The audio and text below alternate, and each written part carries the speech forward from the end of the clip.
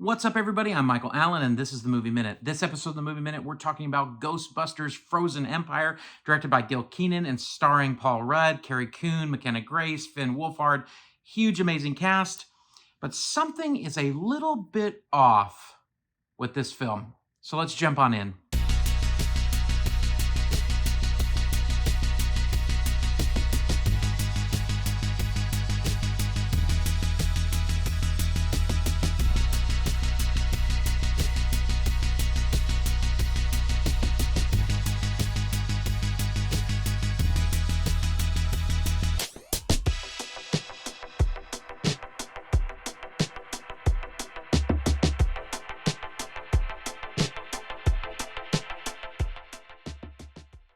I was very excited about this film. I am a kind of late 80s, early 90s kid. I loved the Ghostbusters growing up.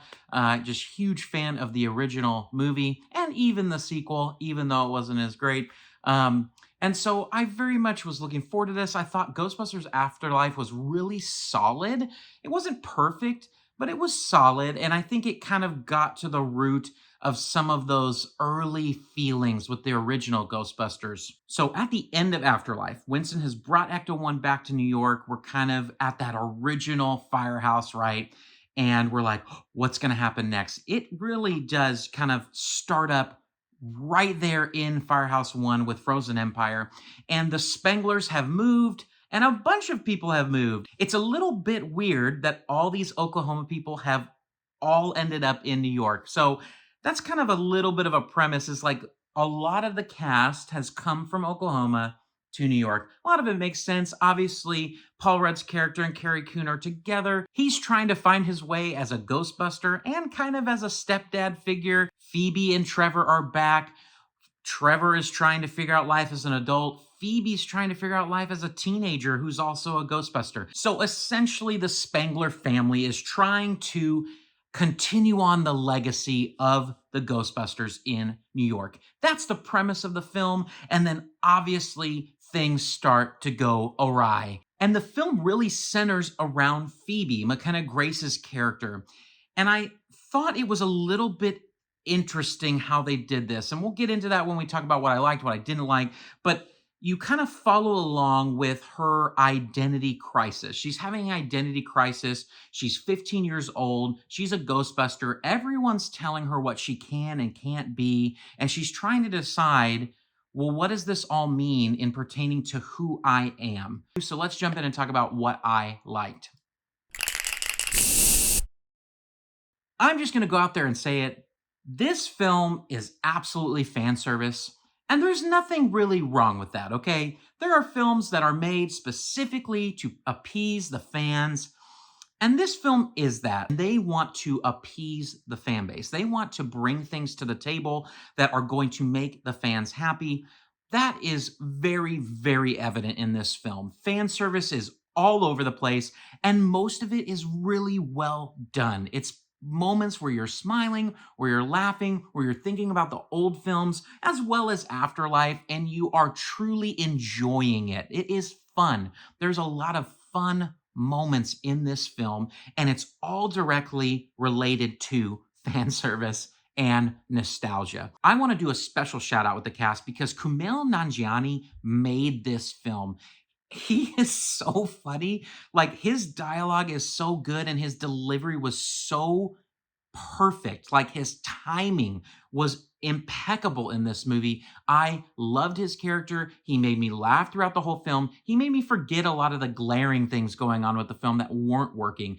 Also, a huge highlight of this film is just the production design. It really captured the original sets and feel of the first film, of the first Ghostbusters. Like, the firehouse is amazing, and just all the cars and the suits and everything was on point. It really felt like a Ghostbusters movie. And you could tell they went the extra mile in terms of costuming and design to really capture that. And that, again, is like evident in this idea of fan service. They really wanted the fans to appreciate these things, and they did a good job of it. So let's talk about what I didn't like. It's really actually difficult to write a fan service piece and also write something that is really contained from a story and plot standpoint. And it just didn't work. The plot was weird. All the B stories were weird. I thought that they actually abandoned some of our main characters too quickly. It really focuses on McKenna Grace, and she did not carry the film well, unfortunately, in my opinion. I thought her acting was a little bit subpar. Her motivations were weird, and they kind of brought in this storyline that I'm not going to share, but they brought in this storyline specifically with her that was just weird, and it didn't work. It didn't fit into the flow of the relationships going on in the film. I wanted to see way more of Phoebe's relationships with Paul Rudd and Carrie Coon. I wanted to see more of that. And they kind of departed from that and went a different direction. And it really didn't work. And so, in light of that not working, the pacing was off. This movie was paced really weird. I thought they underutilized Finn Wolfhard as well. Because of that pacing issue, the whole film felt underwhelming. It felt like the stakes weren't high enough and the villain wasn't evil enough, even though the villain was amazing and they had amazing cameos with Patton Oswalt and they were really building up this lore. Everything felt underwhelming because the pacing was off. So let's talk about ratings and badge.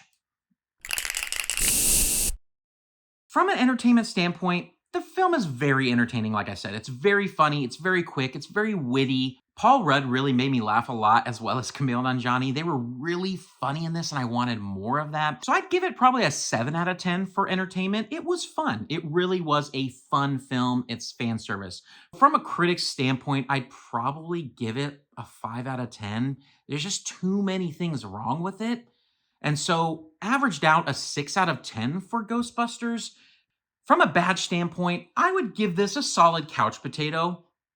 And the reason I do that is because this film for Ghostbuster fans, if you're a Ghostbusters fan, this film is fan service. It probably would be a popcorn bucket. And I would encourage people to go see it if you're a Ghostbusters fan. I don't think it's necessarily a movie for everybody. I think some people are going to be bored with this movie because of the fan service and because of the plot falling short a little bit and the story just not being as strong. We just don't care enough about the characters unless you are a fan of Ghostbusters. So at the end of the day, Ghostbusters is absolutely a fun ride, but it just falls short for the non-super fan. If you like this review, hit that like button, hit the subscribe and the notification bell. Would love to have you on this journey with me, just exploring my love for movies as a writer, director, and filmmaker. Drop in the comments who your favorite Ghostbuster is. I would love to know who your favorite OG Ghostbuster is, or new as well. Until next time, everybody, peace out.